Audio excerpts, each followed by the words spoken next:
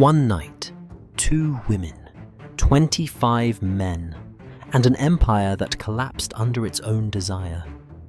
In the heart of ancient Rome, the most powerful empress in the world walked into the filthiest brothel in the city to challenge its most famous prostitute, who could satisfy more men before sunrise.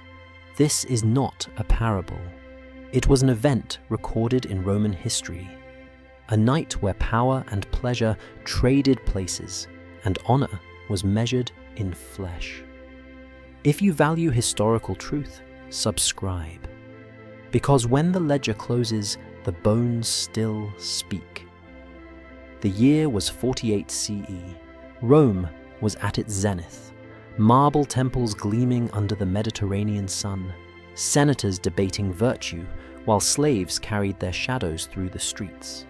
Yet, that night, the empire that prided itself on law, order, and civilization revealed what it truly worshipped: spectacle. Her name was Valeria Messalina, wife to Emperor Claudius, barely 20 years old, descended from the bloodline of Augustus himself. By day, she played her role perfectly, the dutiful empress, mother of imperial heirs, embodiment of Roman dignity. But by night, the ancient sources claimed, something inside her turned. Behind the walls of the palace, amid gold and marble, desire curdled into defiance. According to Tacitus and Pliny the Elder, Messalina disguised herself in a simple cloak, covered her dark hair with a blonde wig, and slipped into the slums with a single attendant. Her destination? The Subura, Rome's red light district, a place where soldiers, sailors, and slaves traded their pay for oblivion. There, she entered a brothel under an alias and took a cell among the common women of the city. And that night, she issued a challenge that would echo through history. A contest against Scylla, Rome's most famous courtesan. The terms were obscene and simple. Who could take more men before dawn? By every account, Messalina won. But the story isn't about victory. It's about exposure of power, hypocrisy, and the empire's fear of women who acted on their own desire. For Rome, sex was not private. It was a currency, a weapon, and a system of control. The brothel was the empire in miniature, organized, taxed, and owned by men. When the empress entered that space, she broke not just moral law, she broke the economic hierarchy of Rome itself. Ancient chroniclers, mostly men, recorded the event with disgust, but also fascination. They couldn't stop writing about her. Tacitus called it madness. Juvenal made it poetry. Pliny turned it into trivia. Yet, each repetition turned Messalina into something more than a woman. She became a symbol Rome needed. Her body was the empire's moral theatre. In this world, female pleasure was never just pleasure. It was a rebellion. And so, Rome wrote her downfall as divine justice, a warning carved into marble. When women take power, order dissolves. But maybe that's what truly frightened them. Not her lust, her autonomy. This was the night that shocked an empire, not because of what she did, but because it revealed what Rome had always been, a civilization addicted to domination, even over its own myths. The story of Messalina doesn't begin with her scandal. It begins with the empire that made her inevitable. To understand the woman who would become the most infamous empress in Roman history, you have to step back into the chaos before her rise. The reign of Emperor Caligula, Rome's golden monster. It was 38 CE, and Rome was trembling under its own madness. Caligula, the young emperor, who had once been adored as the heir of Augustus, had turned the imperial palace into a theatre of fear. Executions became daily entertainment. Accusations replaced trials. Whispers could kill. Senators flattered him in daylight and plotted his death at night. The empire had laws, beautiful ones, carved in marble, recited by orators. But those laws no longer protected anyone. They had become ornaments, relics used to decorate the illusion of order. In Caligula's Rome, law existed only to disguise violence, and hidden somewhere in this machine of terror was a man everyone ignored. Claudius, Caligula's uncle, the one who stuttered when nervous, drooled when he spoke, and dragged his leg when he walked. For decades, the imperial family treated him as an embarrassment. He was kept out of sight, dismissed as a harmless fool. And that perception would save his life. When Caligula was assassinated by his own guards 3 years later, chaos tore through the palace. Blood on marble, senators hiding behind statues. No one knew who would be emperor next. In a scene that feels almost too absurd for history, soldiers found Claudius trembling behind a curtain, the idiot uncle, forgotten by everyone. As a joke, they proclaimed him emperor. And just like that, the man who had never sought power became the ruler of the known world. It was a cosmic joke, and yet it would change everything. Because with Claudius came Messalina. She was barely 15 when Caligula arranged their marriage. The union was not romantic, it was strategic. Claudius's reputation for weakness made him politically safe. Messalina's bloodline, directly tied to Augustus, gave the family legitimacy. To Rome's elite, this was a bureaucratic marriage, a calculated move to keep noble blood within imperial control. But to the girl herself, it was a sentence. Imagine it, 15 years old, forced to marry a man 3 decades older, drooling, stammering, watching her with the glassy eyes of someone more scholar than lover. Roman culture had no concept of female consent. A woman's body was a contract between men, her father, her husband, her emperor. Her feelings were irrelevant. Her silence was virtue.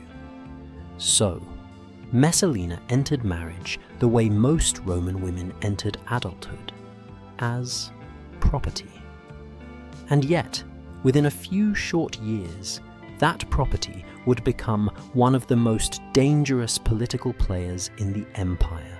When Caligula's assassination catapulted Claudius to the throne, the entire structure of Roman power shifted overnight. The fool became emperor. The woman forced into marriage became empress. And Rome, ever obsessed with hierarchy, found itself ruled by 2 people it had once ridiculed. Claudius ruled by paperwork. He was cautious, procedural, dependent on advisors. Former slaves turned bureaucrats known as freedmen, Narcissus, Pallas, and Callistus. They were the real machinery behind the throne, the invisible clerks who ran the empire's accounts, letters, and decrees. Claudius trusted them completely, perhaps because he trusted no one else. Messalina, meanwhile, mastered a different system. She learned that in Rome, desire and loyalty could be traded like coin. When men came to her, senators, generals, merchants, she offered what the law could not: access. A favor here, an appointment there, a glance that promised power. In a society built on spectacle, seduction was a political weapon. To the public, she was the ideal empress, graceful, maternal, untouched by scandal. But beneath the marble masks of Rome's elite, she built her own empire, one made not of legions, but of secrets. And yet, Rome always feared women who understood power too well. The rumors began almost immediately. Whispers in the baths, laughter in the taverns. The Empress is too beautiful, some said. Too clever, others added.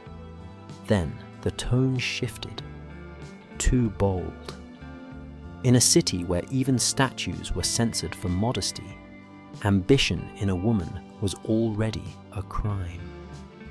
The historians who would later condemn Messalina, Tacitus, Suetonius, Juvenal, were all men of the Senate, writing from within a system designed to erase female agency. To them, her intelligence was manipulation, her sexuality was madness, her influence was corruption. They never imagined she could simply be bored. Because how does a young woman, bound by ceremony, surrounded by slaves, adored by poets, but never respected, fill the emptiness of absolute safety?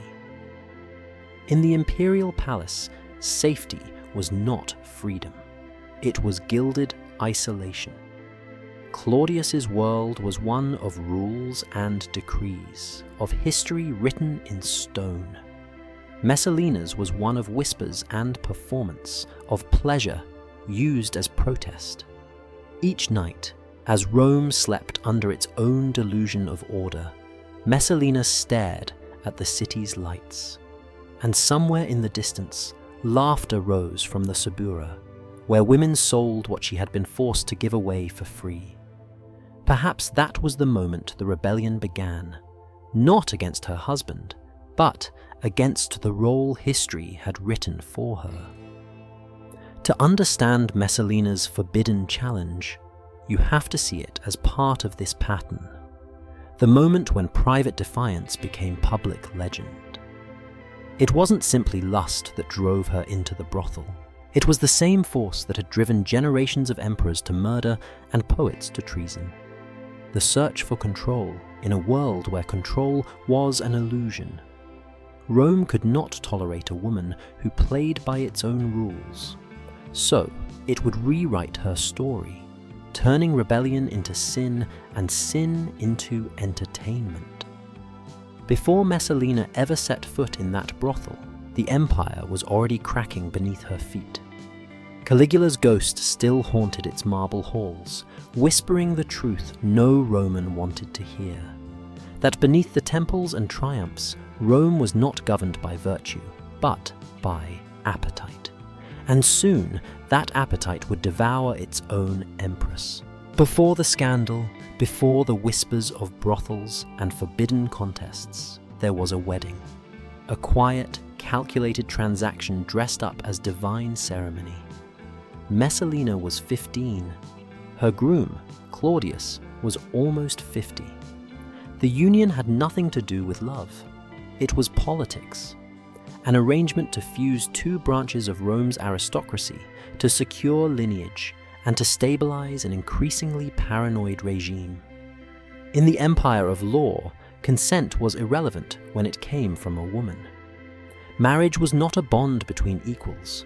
It was an instrument of inheritance, a contract signed in silence. The state didn't ask what she wanted. The state decided what she was worth. To most Romans, this seemed normal.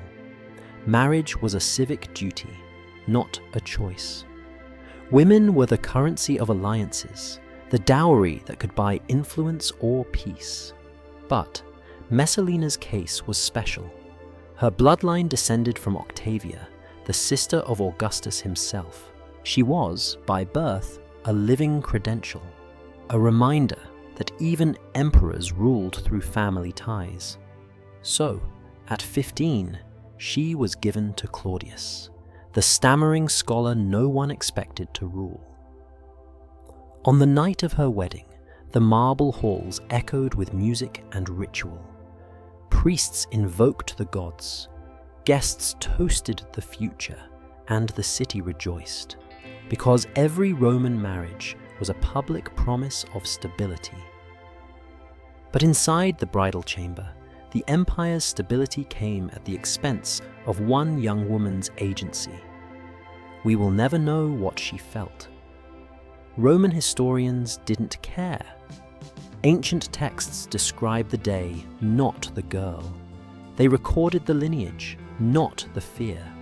They wrote about her beauty, her pedigree, her political value, never her voice. Because in Roman law, women had no legal selves. They were represented by men, first by fathers, then by husbands. Their identities were delegated. A woman's silence was her virtue. A wife's obedience was the empire's foundation. But silence has a cost, and Rome, for all its marble and reason, built its order upon it. After Caligula's death, when Claudius unexpectedly became emperor, Messalina's fate transformed overnight. The same society that once dismissed her as a pawn now watched her every move. The Empress of Rome was young, beautiful, and, most dangerously, visible. Every gesture was political theatre, every smile an endorsement, every whisper a potential betrayal. Claudius, older and cautious, surrounded himself with advisors and paperwork. He preferred scrolls to people, statistics to emotion. His rule was bureaucratic, designed to be predictable, precisely because Rome had nearly destroyed itself under Caligula's unpredictability. But Messalina represented everything bureaucracy couldn't control: charisma, rumor, sexuality, presence. She embodied the human chaos that the imperial machine tried to suppress. And Rome was addicted to that chaos.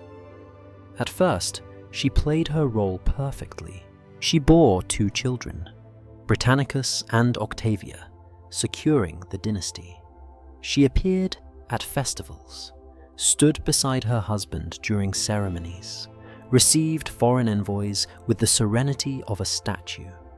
But behind the polished facade, something restless was growing. Messalina had been raised among power brokers and courtiers. She knew how the system worked. She saw how senators schemed for influence, how generals bartered loyalty, how freedmen, former slaves turned administrators, manipulated the emperor himself. Power, she realized, didn't belong to the strong or the wise. It belonged to the invisible hands who dared to act. And Messalina acted. At first, it was subtle.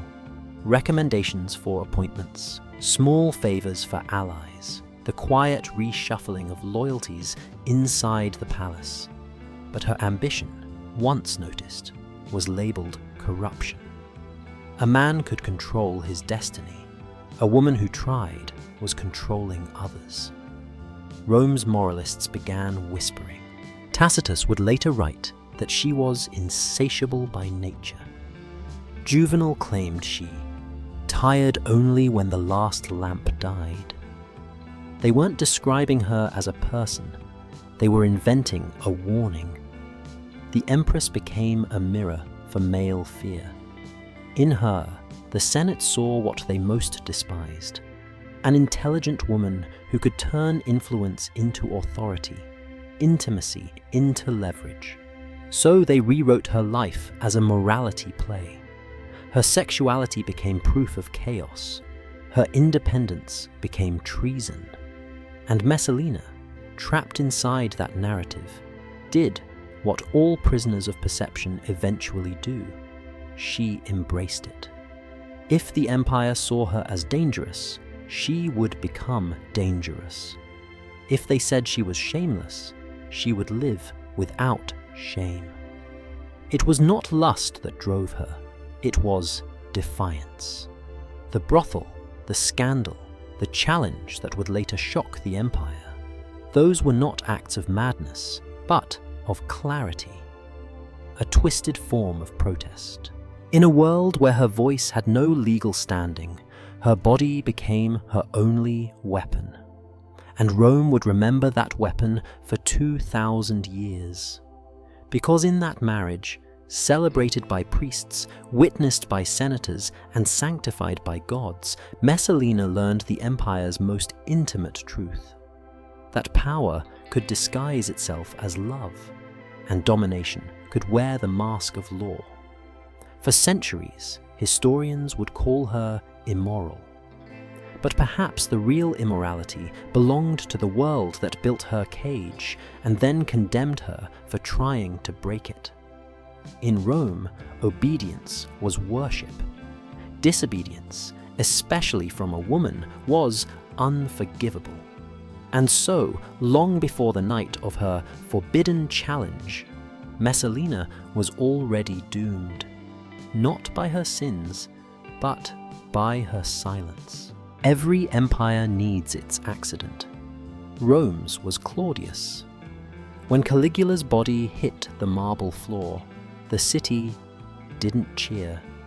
It held its breath. The Senate dreamed of restoring the Republic.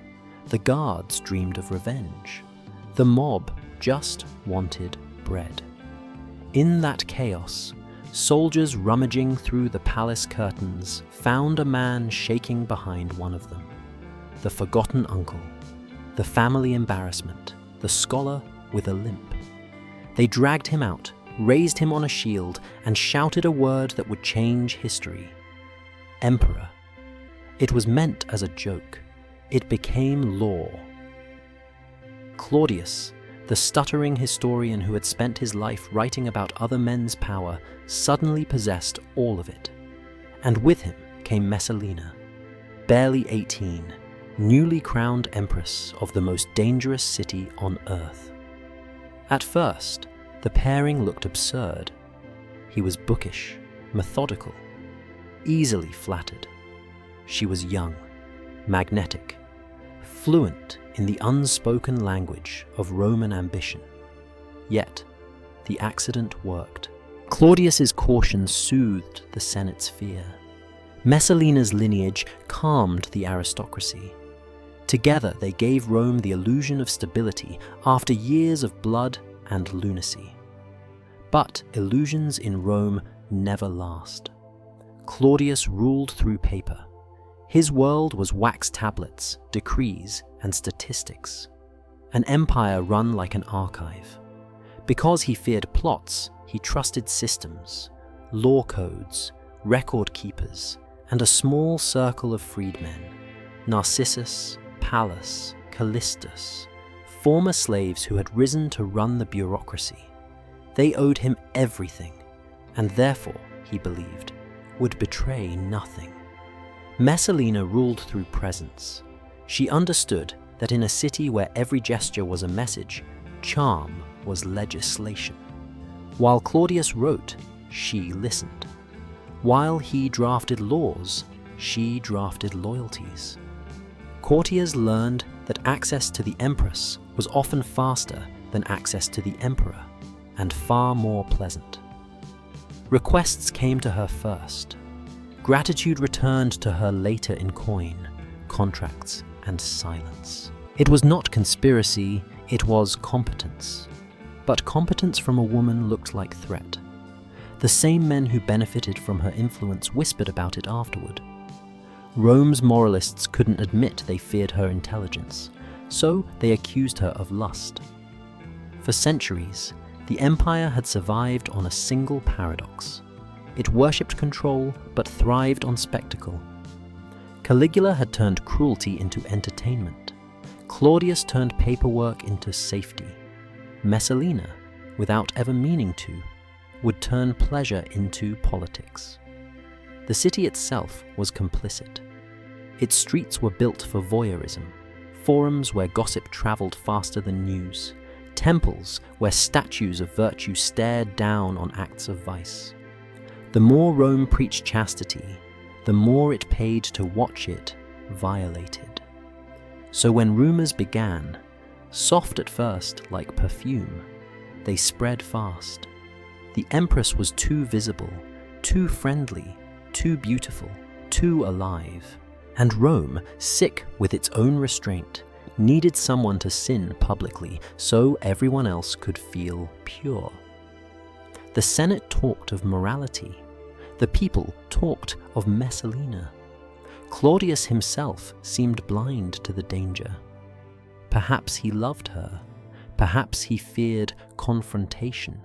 Or perhaps he understood that exposing her would expose him, that her charisma filled the void his intellect could not. He let the whispers grow, but did nothing. Meanwhile, his freedmen watched. Narcissus, the cleverest, saw that the palace was splitting into two governments, the legal one signed by Claudius, and the informal one smiled into existence by Messalina. Both worked, both competed, both couldn't last. When orders crossed, chaos followed.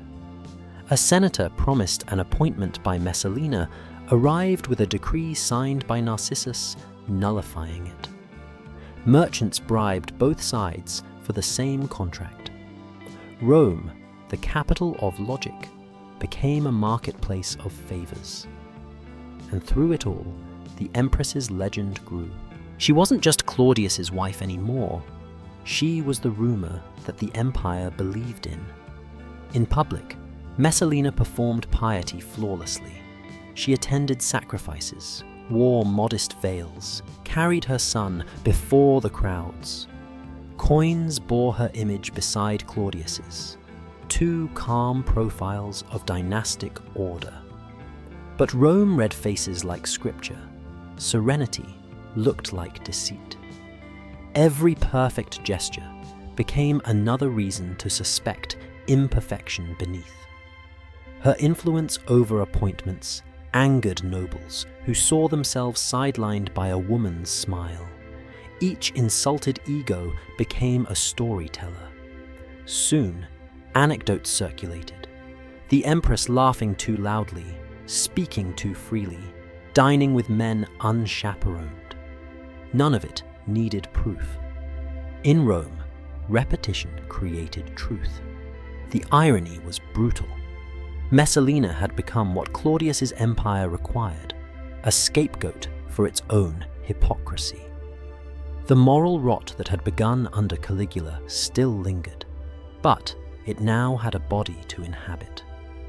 Within the palace, loyalties hardened into camps. Narcissus collected information the way generals collected troops. Every rumor, every confession whispered by a frightened servant became a weapon waiting to be drawn. Messalina, perhaps sensing it, turned the theater of seduction into armor. She hosted banquets that blended diplomacy and danger. Senators arrived terrified to refuse, terrified to attend. In that atmosphere of dread and desire, Rome rediscovered its favorite language, complicity. Everyone who dined with her became unclean. Everyone who refused became suspect. It was a perfect trap. She ruled not by decree but by shared guilt. But guilt is volatile. The same men who once indulged her would later denounce her to save themselves. Narcissus understood that better than anyone. He waited, patient as a ledger, for the moment when her brilliance would become intolerable. Historians like to call Claudius's reign a period of reform. Roads repaired, laws codified, provinces organized. But politically, it was a nervous system running on fear. The emperor feared rebellion, the Senate feared irrelevance, and the Empress feared invisibility. Fear was the empire's true constitution, and fear always needs an outlet. Soon, the stories about Messalina would evolve from whispers to accusations, from morality tales to state affairs. Her private defiance would be rewritten as public crime. The forbidden challenge still lay ahead, but its script was already written. not by her, but by the men who needed her downfall to prove their loyalty. Because in Rome, stability was never built. It was manufactured through sacrifice, and every era demanded one. Claudius didn't know it yet, but his reign had already chosen its offering. Her name was Messalina. Every empire has a shadow, and Rome's shadow was the Subura. It was the city's underbelly, narrow alleys lined with brothels, taverns, and tenements so cramped that even the gods might look away. Here, the air smelled of sweat, iron, and fermented wine. Slaves and senators alike came to disappear, and one night, the Empress of Rome did. According to the ancient chroniclers, Messalina disguised herself in a cloak, covered her dark hair with a blonde wig, and slipped past her guards. She was not running away from danger. She was running toward anonymity. For a few hours, she could exist without a title, without an audience, without law. But the place she chose was not neutral ground. The Subura was Rome's forbidden mirror. What the palaces concealed with marble, the slums shouted in the open. The city's pleasure was concentrated here, its sins taxed, its women registered, its bodies recorded like property. And so, when Messalina stepped into that darkness, she did not just cross a street, she crossed an entire system. To Rome's moralists, the act was madness. To the modern eye, it was almost mathematical. A woman who had been treated as a commodity all her life descended into the marketplace that sold commodities. It was not lust, it was reclamation. Messalina entered a brothel under an alias, Lysiska, the she-wolf. She paid for her own room. She served men who had no idea who she was. She gave herself away not for power or money, but for the single thing Rome never allowed her: choice. To the Romans, this was blasphemy. To her, perhaps, it was symmetry. If her marriage was a contract written without her consent, then every man who entered that room was a reversal of that contract, a transaction on her terms. But Rome did not forgive reversals. The same writers who called her depraved also recorded the empire's real crime: its obsession with female obedience. For centuries, Rome had legislated the female body like a piece of property. There were taxes on prostitutes, penalties for adultery, and rewards for childbirth. The law itself was a ledger of control. So when the empress entered the Subura, she didn't just scandalize the city, she short-circuited its moral economy. Roman society pretended to despise prostitution, but it relied on it. Brothels were licensed, earnings were taxed. Even temples offered sacred courtesans to travelers. Pleasure wasn't just tolerated, it was administrated. The hypocrisy was staggering. Senators who debated virtue by day purchased it by night. Generals who lectured on discipline spent fortunes on concubines. And yet, when one woman, an empress, stepped into the same system, she became the apocalypse. Ancient writers loved to describe this fall in numbers. 20 men, then 25, then more. They exaggerated because the arithmetic made sense to them. It wasn't about counting bodies. It was about measuring control. Messalina's defiance broke Rome's equation. If the most powerful woman in the empire could act beyond shame, what did that mean for the rest of them? What if obedience itself was the true performance? The Senate, the poets, and the priests all found an answer. Destroy the question by destroying the woman who asked it. In the Subura, night never truly ended. Torches burned through the darkness, oil lamps glowing in narrow cells. Coins clinked, doors creaked, and names blurred. For one night, the Empress of Rome became faceless. The brothel keeper must have known something. Perhaps he kept silent out of fear. Perhaps he recognized the value of secrecy. Either way, her identity remained hidden for months, maybe years, before rumor broke the walls. When it reached the Senate, disbelief turned to outrage. Not because of the act, but because of its symbolism. A woman who should have embodied chastity had exposed the empire's hypocrisy, and that could not be forgiven. Yet, Claudius, busy with paperwork and politics, appeared not to know, or not to care. His detachment gave the story oxygen. Rome filled the silence with imagination. The Empress became a myth before she even fell. The poets compared her to beasts, the priests invoked curses, the gossip carved her name into tavern walls. Every retelling turned the Subura into a stage, and Messalina into both actress and scapegoat. Behind the moral fury was a kind of fascination. Rome's moralists condemned Messalina because she embodied what they could not control: female pleasure as political power. They needed her to be monstrous so the system could stay sane. In truth, her madness was not new. It was Rome's madness reflected back at itself. The empire had already turned violence into ritual, law into theatre, and death into entertainment. Why not desire? When Messalina entered that brothel, she wasn't bringing chaos into Rome. She was revealing that it had been there all along. The empire was built on appetites, on conquest, domination, possession. The brothel was just its most honest form. After that night, nothing was the same. Messalina returned to the palace, but the Subura followed her like a scent.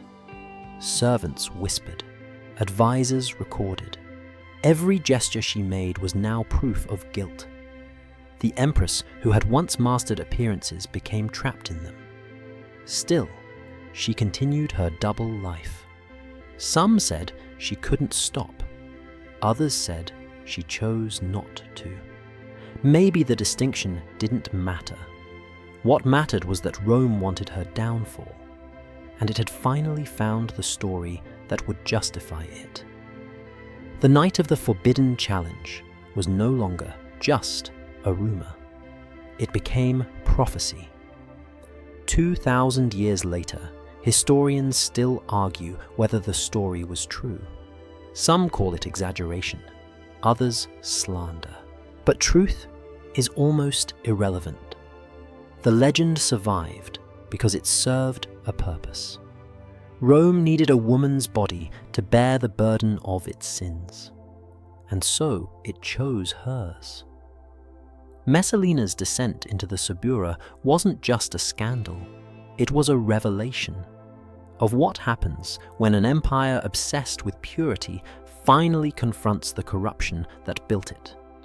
Because in Rome, the forbidden wasn't what destroyed you, it was what defined you. The rumor had become a legend before anyone could stop it.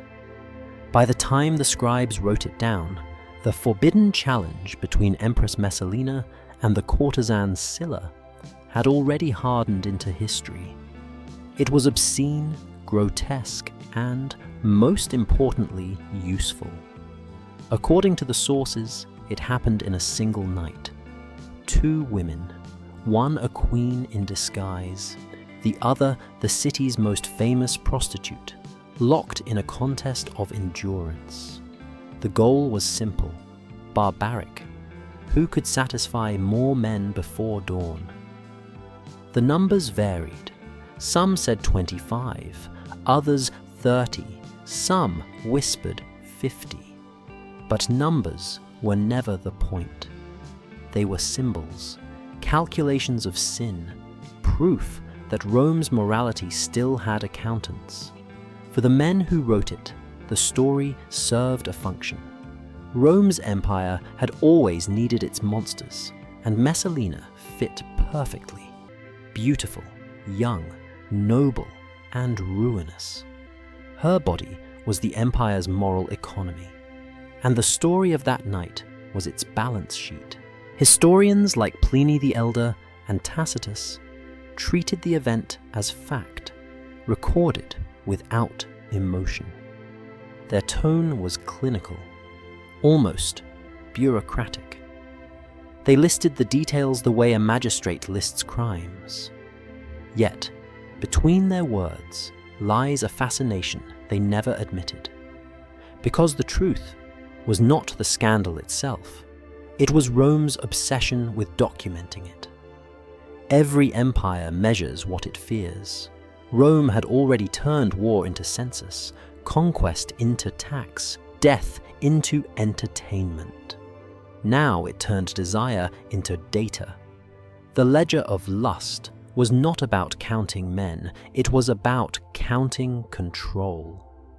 Messalina, they said, won easily, still unsatisfied when Sylla collapsed in exhaustion. What frightened Rome wasn't her appetite, it was her victory. A woman winning anything on her own terms was unthinkable. Rome's moral universe was built on hierarchy. Man over woman, citizen over slave, ruler over ruled. The story of Messalina inverted all of it. In the space of a few hours, the Empress had entered the world's oldest marketplace and defeated its most experienced player. It was, in its own twisted way, a triumph. A private parody of the military spectacles Rome adored. The poets turned it into metaphor, but the senators turned it into ammunition. If the Empress could indulge in such obscenity, they argued, what moral order remained? And yet, they themselves attended banquets drenched in the same decadence, surrounded by servants and wine and fear. Their outrage was not about morality, it was about monopoly. Because Messalina had done what no man in Rome could tolerate, she had taken power through pleasure. Scandal was currency in Rome. It bought alliances, ruined rivals, entertained the masses. After the reign of Caligula, the city had grown addicted to moral collapse. Each new rumor was a spectacle, each public execution a sermon. The empire sold shame as stability. The forbidden challenge arrived at the perfect time. Claudius's administration was bogged down in bureaucracy. The Senate was restless, the people bored.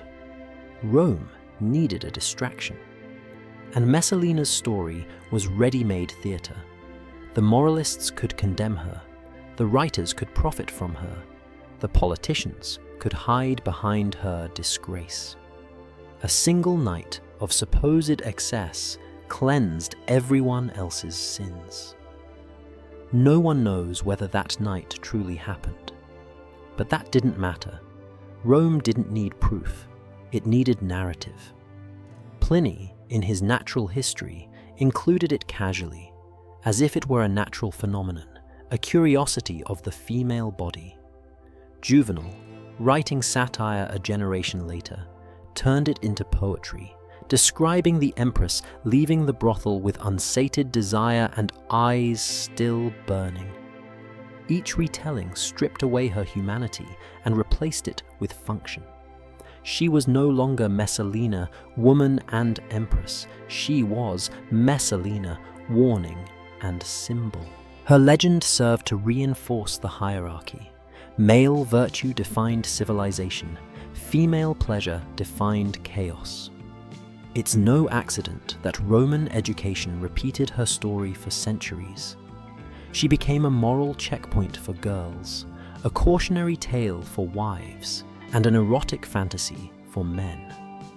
Even her death would later be recorded not as tragedy, but as restitution. Modern historians have tried to decode what might really have happened. Some suggest she suffered from what we'd now call hypersexuality disorder, a compulsion born from trauma and confinement. Others argue the entire story was propaganda invented by Claudius's enemies, or by his next wife Agrippina, to erase her predecessor's memory. But psychology alone cannot explain why the story endured. It lasted because it satisfied a cultural hunger. Rome didn't care if it was true. It needed it to be true. Because every empire eventually fears what it suppresses. Rome built its identity on control, of territory, of law, of desire. When Messalina stepped beyond that control, she exposed the fragility of the system itself. The city that conquered the world could not govern its own reflection. By the time the contest story reached Claudius's ears, it had already become myth. He didn't believe it, or perhaps he pretended not to. Believing it meant confronting the truth that his wife had lived a life entirely beyond his authority. His advisors, especially Narcissus, understood the danger. A scandal of this scale could be weaponized. It could justify purges, eliminate rivals, and remind the emperor that he ruled by fear, not by affection. The Ledger of Lust became the perfect political document, a record of one woman's supposed sins that could erase the sins of the entire empire.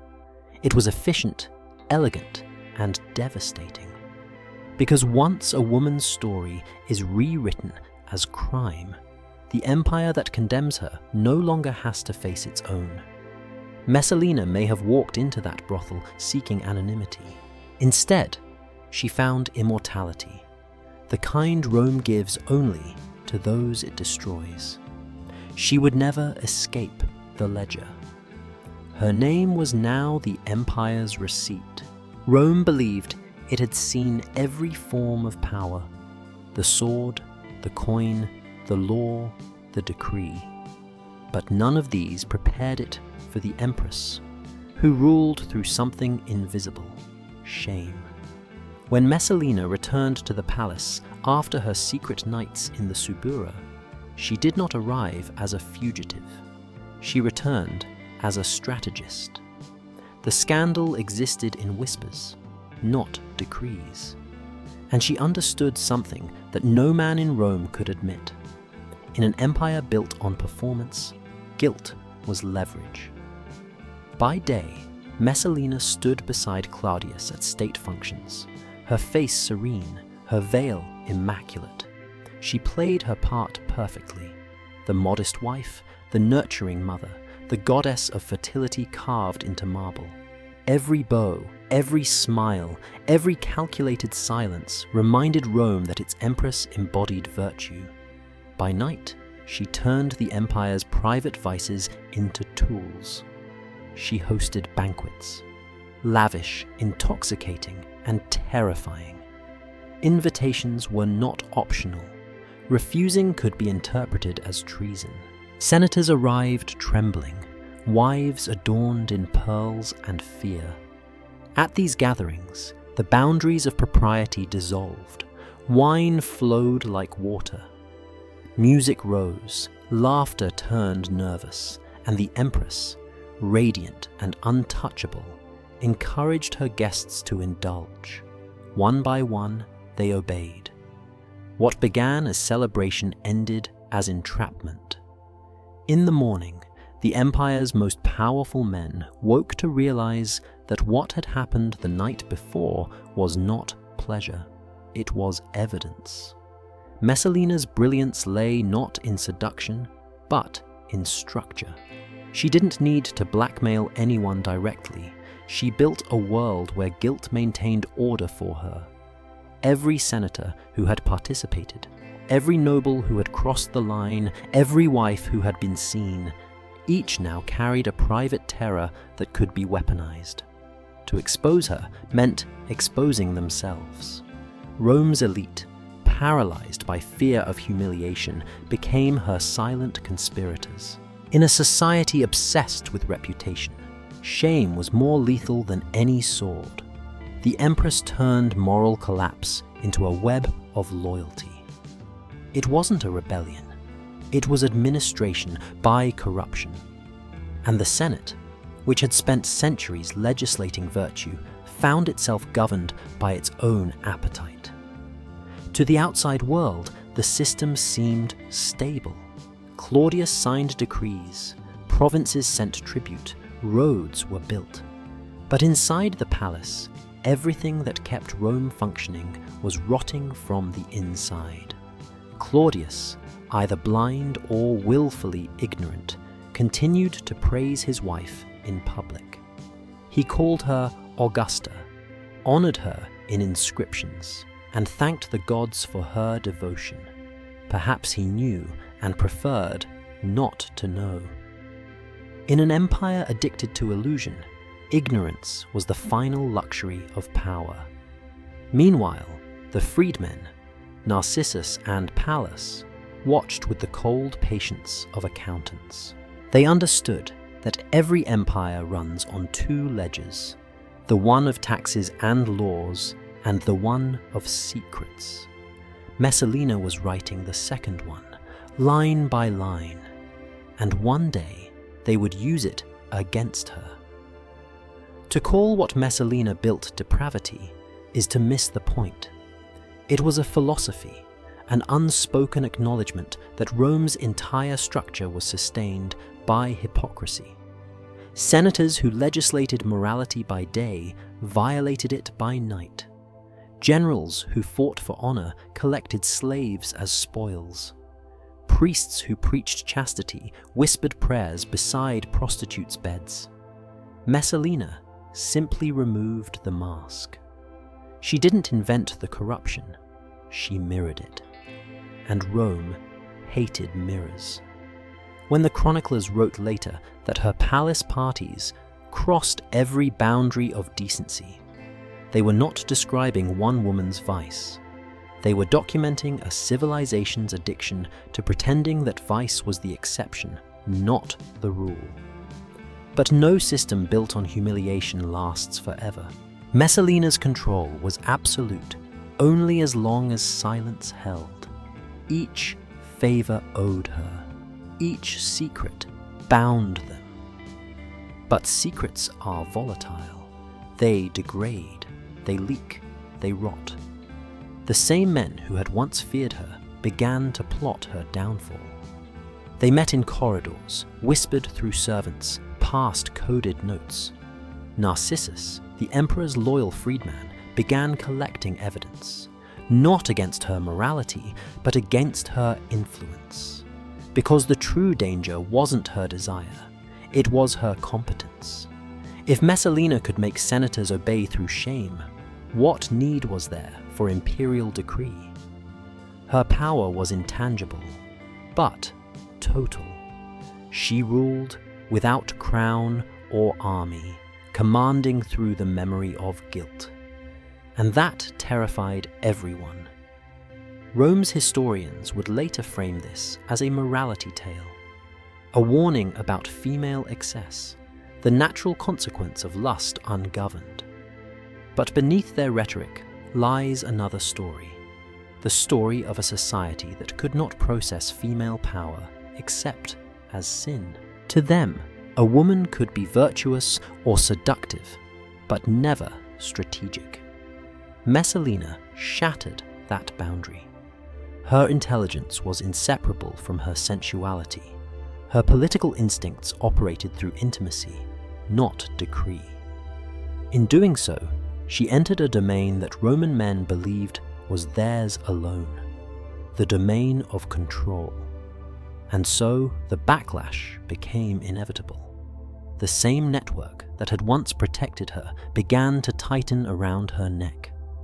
The whispers grew sharper. The freedmen documented every rumor. The senators rehearsed indignation. The poets sharpened their metaphors. They would not destroy her for politics. That would look petty. They would destroy her for morality. That would look divine. And so, the myth began to write itself. The Empress as the embodiment of decay, the harlot who polluted Rome, the cautionary tale that every future generation would recite. They would forget the bureaucracy, the banquets, the subtle genius that had held the empire together. They would remember only the shame, because in the politics of Rome, shame was never a weapon, it was a currency. And Messalina had made the fatal mistake of spending too much of it. Every empire has a vocabulary for disobedience. Rome's word for it was madness, especially when the disobedient was a woman. When historians like Tacitus or Juvenal tried to explain Messalina, they didn't see a strategist or even a sinner. They saw a pathology. Her hunger, they said, was unnatural. Her desire, limitless. Her actions, beyond reason. She burned with lust until exhaustion, could not stop until her body failed.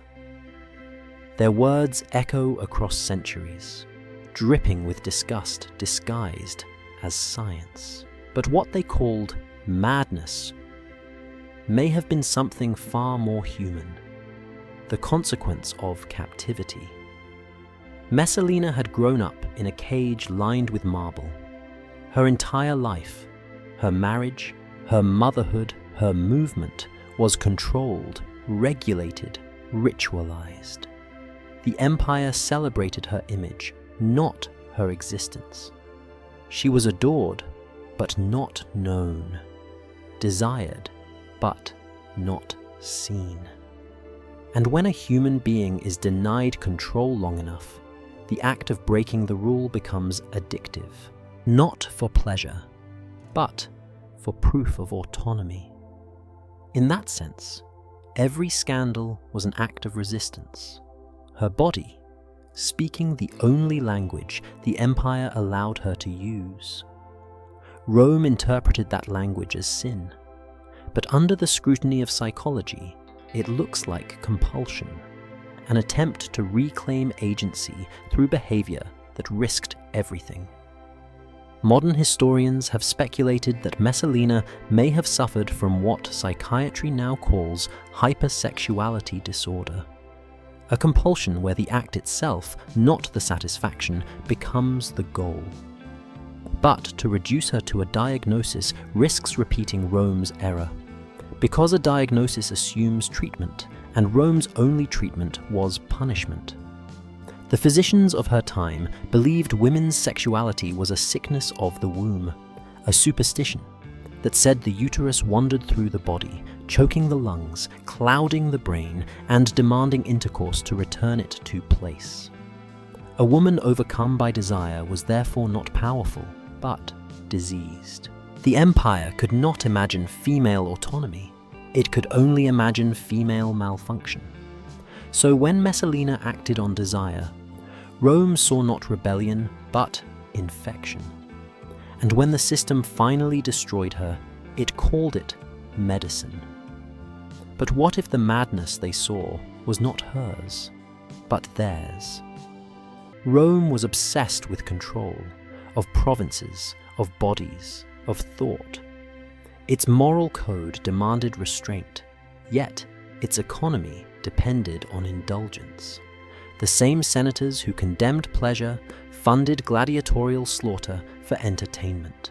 The same priests who denounced lust blessed fertility rituals drenched in sexuality. Messalina simply made the contradiction visible. Her so-called addiction was Rome's reflection. Every empire needs its mirror, and she held it too long. In the palace, her behavior grew bolder, the boundaries thinner. She was no longer content with secrecy.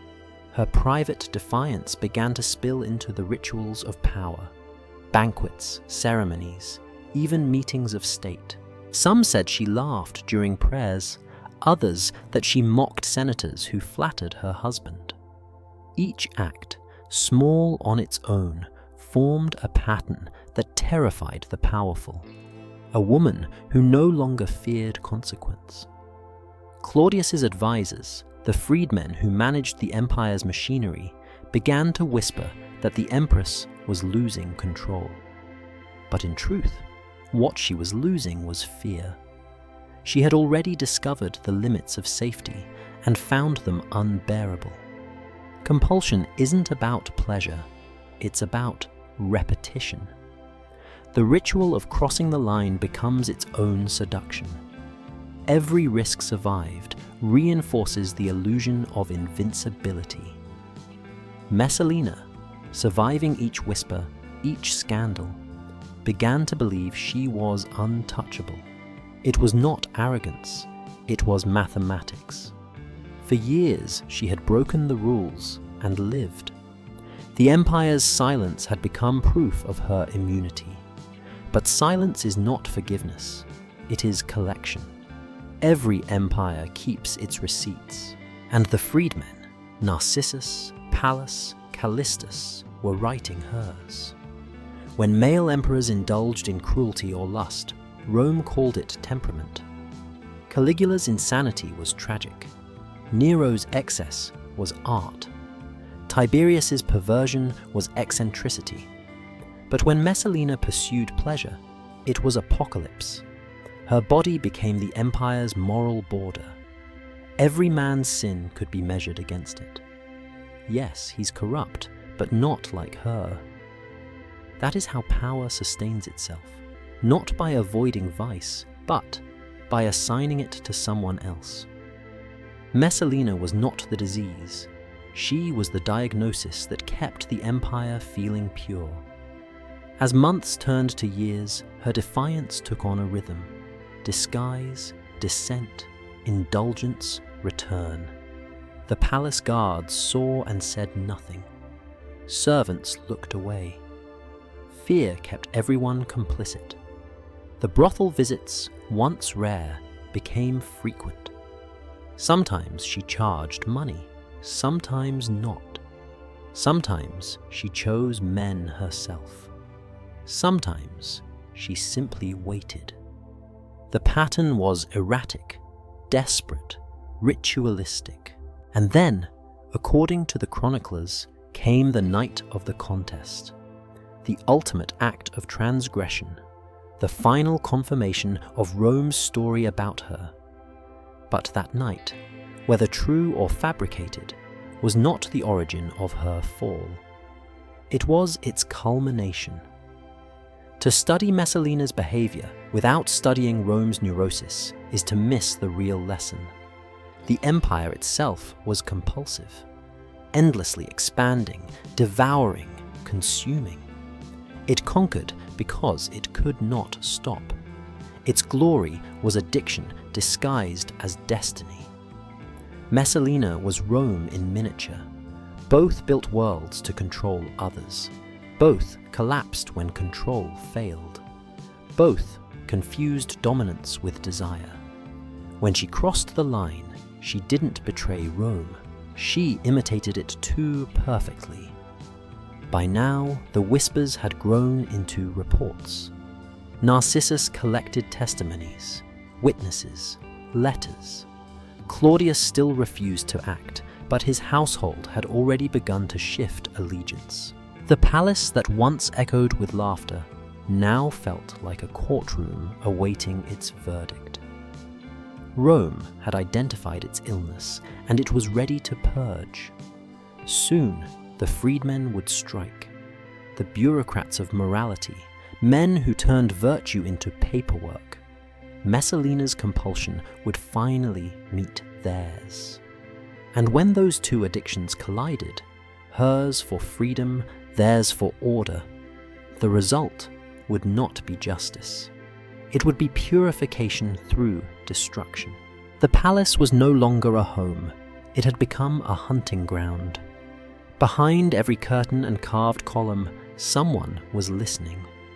Messalina, once the most desired woman in Rome, was now a subject of study, a problem being solved by men who spoke the language of loyalty, but thought in terms of removal. Her enemies were not senators or generals.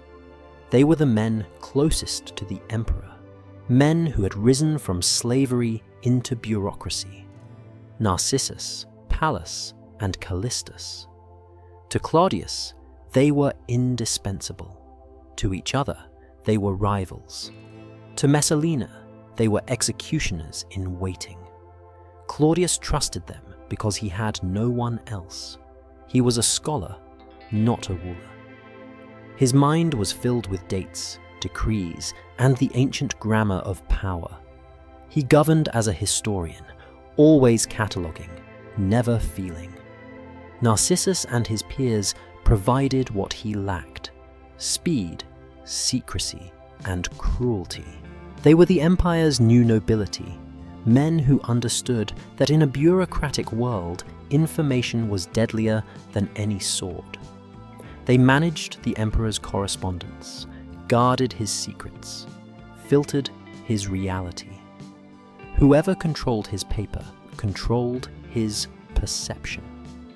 Messalina understood this, and for years she outplayed them. Her charm was her weapon, her beauty, her permission slip. She interfered with appointments, blocked petitions, granted audiences, reshuffled the court. She acted as though the empire were her reflection. But the freedmen had something she did not: patience. They didn't fight her in daylight. They waited for her to build her own collapse. Narcissus began keeping notes. Every indiscretion, every rumor, every servant's testimony, written, sealed, catalogued. Each document was a seed waiting for the right moment to bloom. He didn't need to create evidence. Rome created it for him. The city's gossip machine did the rest. Every whispered insult, every jealous husband, every anxious senator added a new line to the record. For years, Claudius ignored it. He loved routine, and scandal disrupted it.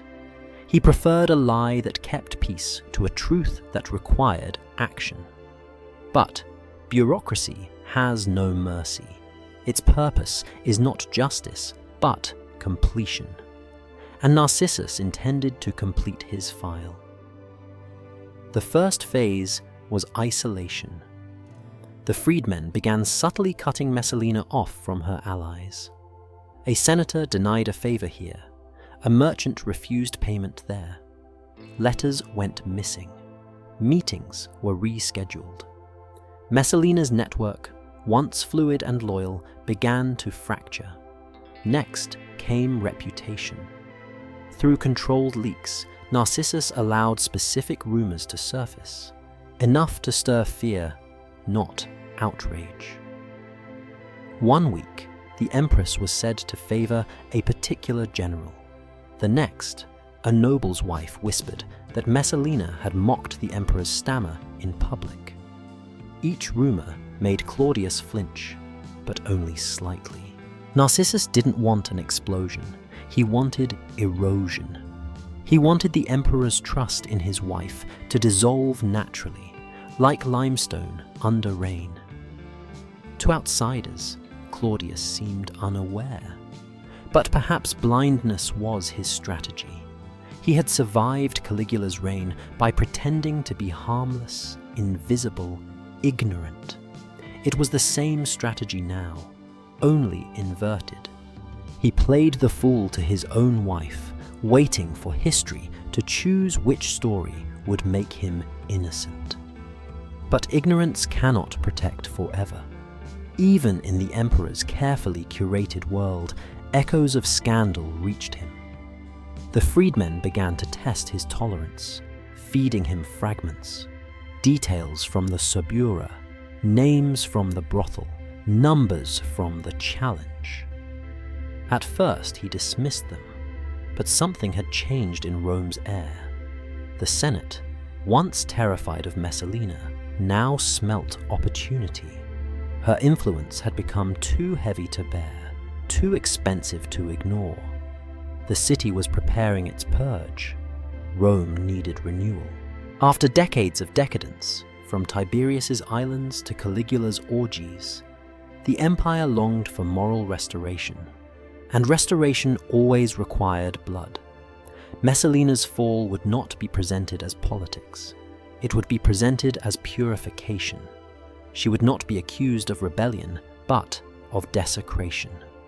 To the Romans, sin and treason were twins. Destroying a woman's reputation could cleanse an empire's conscience.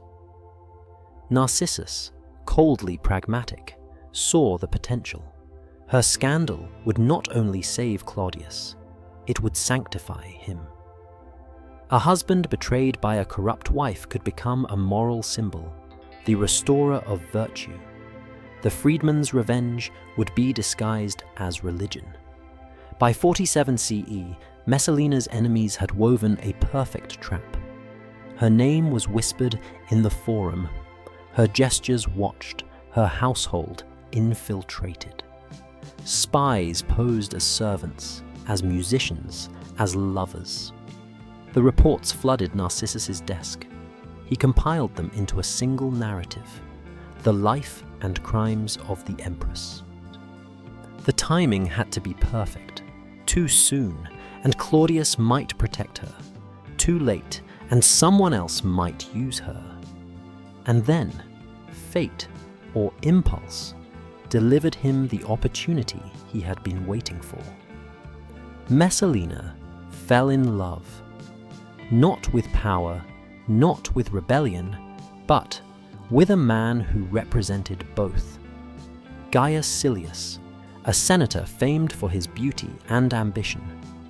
It began as an affair, and it should have ended as one.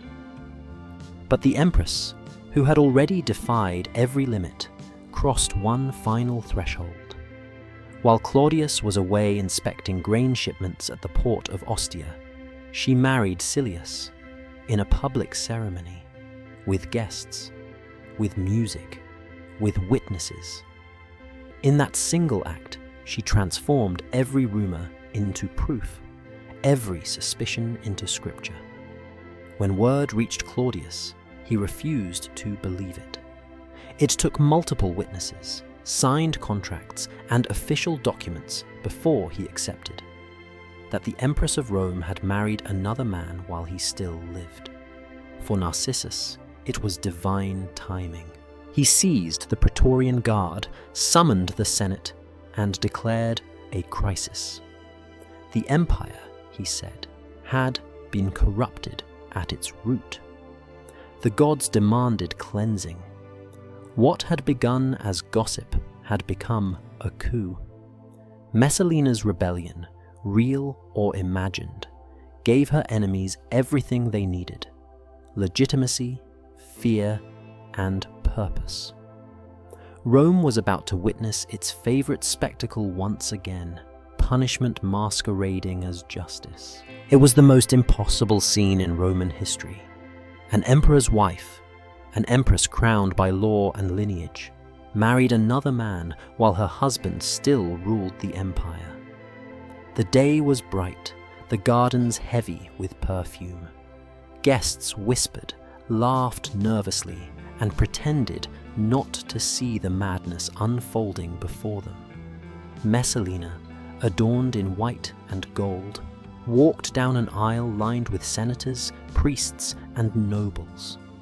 At her side stood Gaius Silius, a man the city called the handsomest in Rome, young, ambitious, and foolish enough to believe that love could rival law.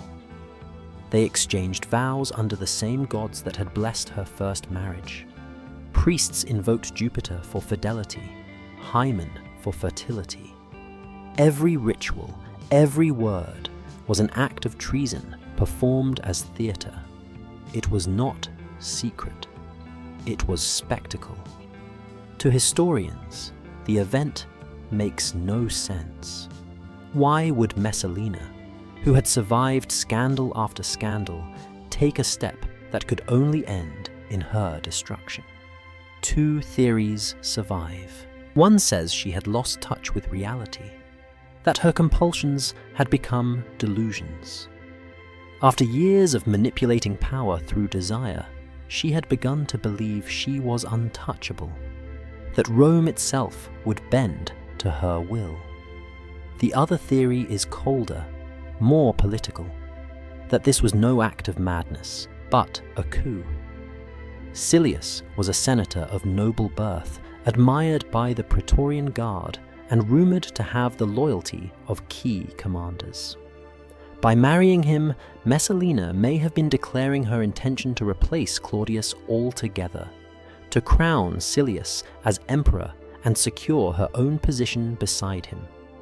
Either way, the message was the same. The empress no longer feared consequence. Imagine being one of those guests. An invitation from the empress herself was not a choice. It was a command. Refusing to attend meant suspicion. Attending meant complicity. Each senator in attendance became both witness and hostage. They drank wine, smiled, and prayed silently to survive. For every toast raised that day, a future accusation was born. Tacitus describes the wedding in tones of disbelief. Musicians playing, torches burning, crowds watching. The marriage contract signed in public, sealed with laughter. To the chroniclers, it was evidence of depravity beyond reason. To the witnesses, it was terror disguised as festivity. Claudius was miles away in Ostia, overseeing the grain supply. Mundane duty, the kind that comforted him. When the reports arrived, he dismissed them as gossip. "My wife," he said, "married. Impossible." But the evidence came faster than denial could cover it. Documents, witnesses, signatures, even the priest who had officiated. When the realization set in, it wasn't rage that overtook him. It was humiliation. For years, Rome had mocked him as a fool ruled by his wife. Now, the mockery had become fact. In that humiliation, Narcissus saw opportunity. He stepped into the void between disbelief and decision. Summoning the Praetorian Guard, he spoke the words that would become her death sentence. The emperor has been betrayed. The state itself is in danger. The gods demand purification. He didn't wait for orders. He knew Claudius too well. The hesitation, the self-doubt. If the emperor saw Messalina again, her tears might undo everything. So, Narcissus acted while emotion was still paralyzed. He seized command of the guard, declared martial law, and began the purge. Word spread like wildfire. The wedding that had been whispered about in pleasure gardens now became a public scandal shouted through marketplaces. For a city addicted to spectacle, this was the ultimate show. The goddess of pleasure undone by her own appetite. Temples performed emergency sacrifices. Senators who had attended the ceremony burned their invitations, swearing they were forgeries. Merchants pulled statues of Messalina from their homes. Poets who had praised her beauty rewrote their verses overnight into condemnations. Rome didn't just turn on her, it feasted on her. But beneath the moral outrage lay something more primal: relief. For years, Messalina's existence had unsettled the social order. She was the empire's forbidden fantasy made real. Female autonomy, ambition, and intelligence combined. Her fall restored the illusion of control. To destroy her was to reassert Rome's hierarchy. Claudius became the betrayed husband, the sympathetic ruler. The Senate regained its masculine dignity. The gods, supposedly insulted by her lust, were appeased by her suffering.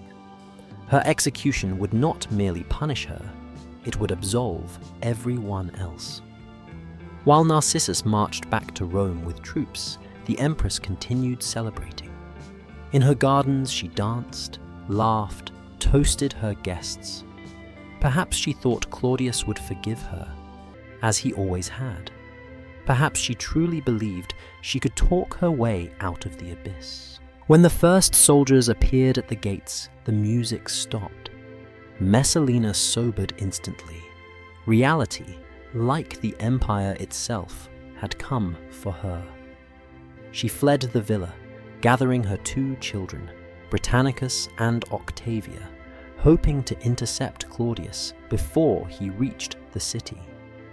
She wanted him to see her not as the monster the Senate described, but as the mother of his heirs. But Narcissus was faster. He blocked the route, sending messengers ahead with a single warning to the emperor. Do not let her speak. Her voice will undo you. By the time Claudius reached the palace, the wedding guests had already been arrested. Silius, the groom, was dragged to the forum, given no trial, and executed. One by one, his allies were hunted down. Some slit their own wrists before the guards arrived. Others begged for mercy that would never come. The marriage that had begun with music ended in silence. Rome had witnessed its strangest ceremony, a wedding that doubled as a funeral. For Messalina, the reckoning had only begun. The empire had made her its symbol of corruption. Now it would make her its sacrifice. Night fell over the gardens of Lucullus, the same gardens that once symbolized Rome's luxury, now repurposed as a graveyard for the living. The empress who had ruled through whispers and fear was hiding in the shadows of her own estate. Messalina sat among the marble fountains she had commissioned, listening to the echo of footsteps that were not her own. Her children slept nearby, Britannicus and Octavia, too young to understand that their mother's empire had already been dismantled before dawn. She had fled here with her mother, Lepida, the only family member brave or broken enough to stay. Outside the gates, soldiers were gathering, waiting for orders. Inside, time stood still. Back in the palace, Narcissus presided like a judge over a ritual of vengeance disguised as justice. The senators trembled before him. Silius, Messalina's supposed husband, had already been executed in the forum. His allies were strangled or forced to open their veins in the old Roman way. Voluntary suicide, they called it, as if dignity could be decreed. Narcissus had staged it perfectly. Every name on his list was one less obstacle between him and total control of the emperor. Claudius, dazed and silent, sat through it all. The same man who had survived Caligula's terror by hiding behind curtains now survived his wife's downfall by hiding behind bureaucracy. When servants asked what should be done with Messalina, he simply muttered, "Tomorrow. We'll speak tomorrow."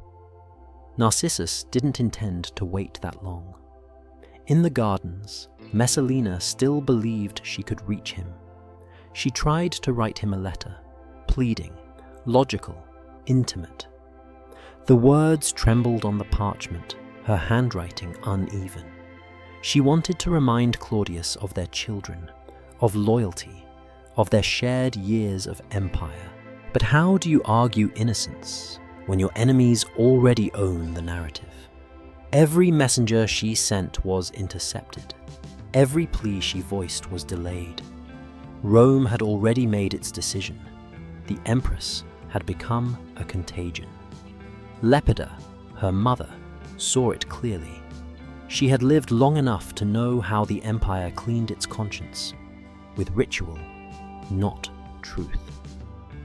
"They will not let you live," she whispered. "But you can choose how you die." Messalina nodded, but said nothing. At dawn, the soldiers came, 2 figures in dark armor, led by a tribune under Narcissus's command. They entered the gardens quietly, the way men enter a temple. For in Rome, even killing a woman of rank was treated as ceremony. The tribune handed her a dagger. "The emperor grants you the honor," he said. It was mercy by Roman standards, death by one's own hand. Messalina stared at the blade. Her reflection trembled on the metal, distorted by the curve of steel. She lifted it once, then lowered it. Her breath grew shallow. The empire that had made her fearless now reduced her to paralysis. Lepida took her daughter's hand. "Do it," she whispered. "Don't let them touch you." But courage, which had carried Messalina through every scandal, now deserted her. The dagger slipped from her grip, falling into the grass.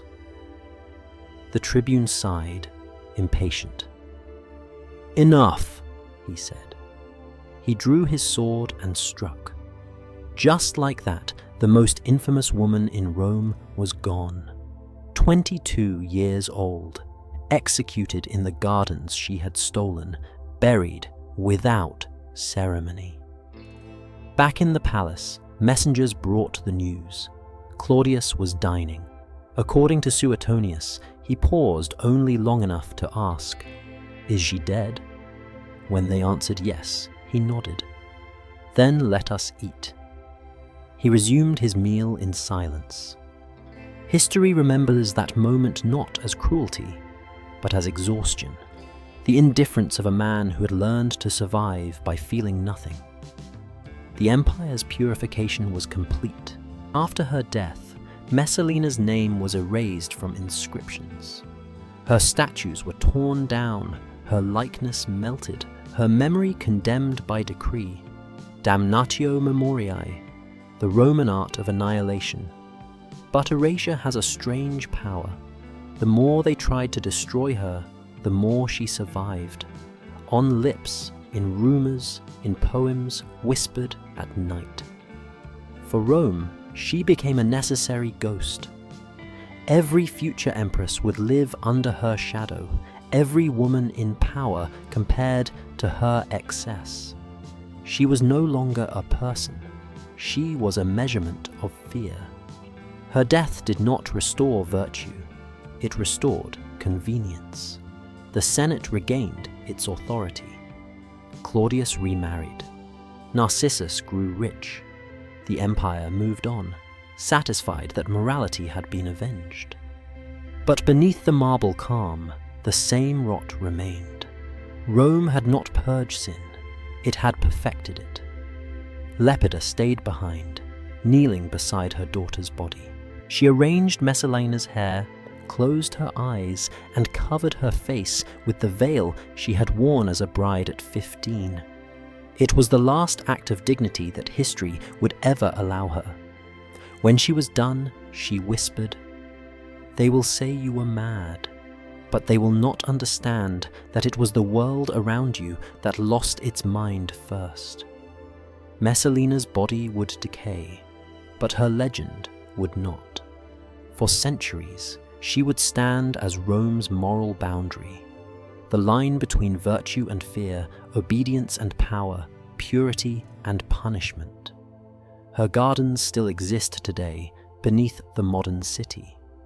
Tourists walk over them without knowing that beneath the soil lies the ghost of a woman who learned too late that in Rome, desire was never the sin, visibility was.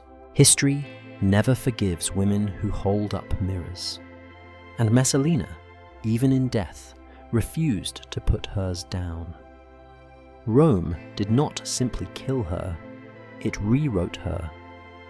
In the decades that followed, her name became shorthand for sin, her image a template for every warning about the dangers of female desire. The empire that had destroyed her now mass-produced her ghost. To men like Tacitus, Suetonius, and Juvenal, she wasn't a human being. She was a moral equation. Her story served a purpose: to prove that when women seek power, chaos follows. They described her as a beast of appetite, a body without mind, a storm wearing a crown. But behind every line they wrote lies and uncomfortable truth. They feared her not for what she did, but for what she revealed. After her execution, Claudius ordered her name erased from every inscription. Her portraits were smashed, her lineage expunged. Rome called this ritual damnatio memoriae, the condemnation of memory. It was not merely punishment, it was control. To forget someone by law is the ultimate victory of power over truth. But erasure has limits. You cannot legislate oblivion. And Rome, addicted to its own moral theatre, needed to keep her alive, just not as a woman, as a symbol. So they resurrected her in myth. Every moralist, every playwright, every philosopher found in Messalina a convenient boundary: the woman you must not become. She was made eternal, but only as a warning. Compare her crimes to those of men. Caligula murdered his family, slept with his sisters, and called himself a god. Nero burned half of Rome and executed his pregnant wife with a kick. Tiberius turned his villa on Capri into a factory of child abuse. Yet, none of their names became synonymous with depravity in the way Messalina's did. Rome could tolerate male excess. It could even glorify it as dominance, virility, imperial will. But a woman who sought pleasure for herself broke the entire hierarchy. In her, Rome saw not sin, but revolt. And revolt, in a society built on obedience, must be rewritten as madness.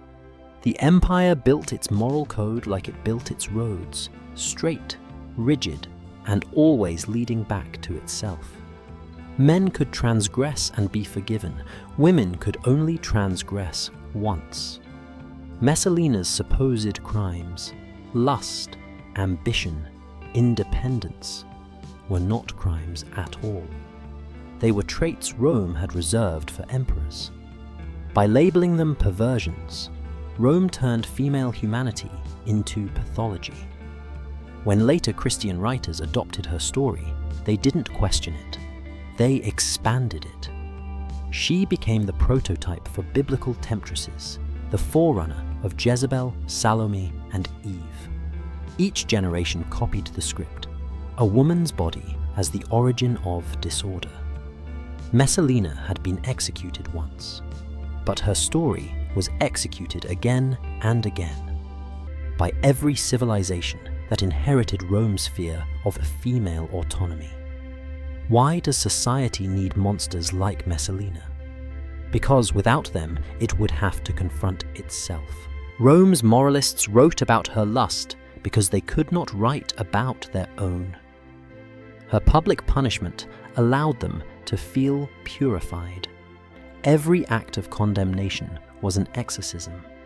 Even the historians who prided themselves on reason used her as evidence that order must be patriarchal, that chaos wears lipstick. To them, Messalina's death wasn't tragedy, it was therapy. But what if we look again, past the exaggeration, past the propaganda, past the centuries of retelling? We find a teenager forced into marriage for politics, a woman who navigated power through the only currency men allowed her, her body, a human being trapped inside an empire that celebrated domination yet punished desire. If that sounds familiar, It's because Rome never really ended. It just evolved. Every time a woman is shamed for ambition, every time sexuality is rebranded as moral weakness, every time history turns a woman's defiance into diagnosis, Messalina's story is happening again. Her legend is not ancient, it is ongoing. Claudius lived a few more years, remarried quickly to Agrippina the Younger, another ambitious woman whom history would soon demonize as well. Narcissus, the architect of Messalina's fall, died in disgrace. The Senate regained nothing. The empire continued devouring itself, moving from scandal to scandal like a beast that only felt alive when feeding. Messalina, in the end, outlasted them all, not in body, but in idea. She became the whisper behind every accusation of too much, too bold, too free, too sexual, too loud. The empire's myth machine turned her into what it needed most, an eternal example that control must be maintained. But the myth reveals its own weakness. Because if Rome truly believed virtue was invincible, it would not have needed her corpse to prove it. 2,000 years later, her name still burns.